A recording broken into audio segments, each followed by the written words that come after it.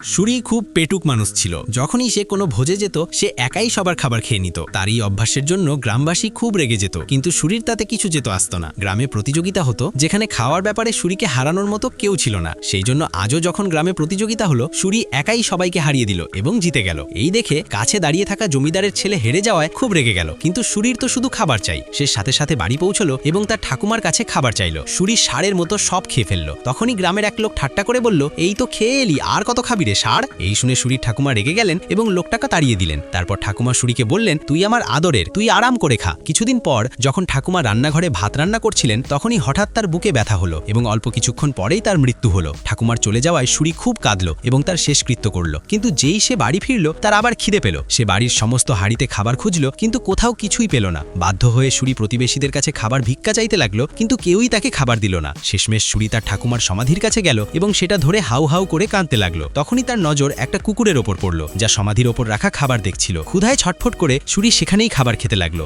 এরপর সে রোজ রোজ সমাধির ওপর দেওয়া খাবার খেয়ে জীবন কাটাতে শুরু করলো। কিন্তু একদিন গ্রামের জমিদারের মৃত্যু হলো। তার ছেলে বাবার সমাধির ওপর খাবার নিবেদন করে চলে গেল। তখনই সুরি সেখানে এলো এবং সেই খাবার খেতে শুরু করলো। এই দেখে জমিদারের ছেলে রাগে পাগল হয়ে গেল এবং সুরির দিকে পাথর ছুঁড়ে মারল। সেই আঘাতেই সেখানেই সুরির মৃত্যু হলো।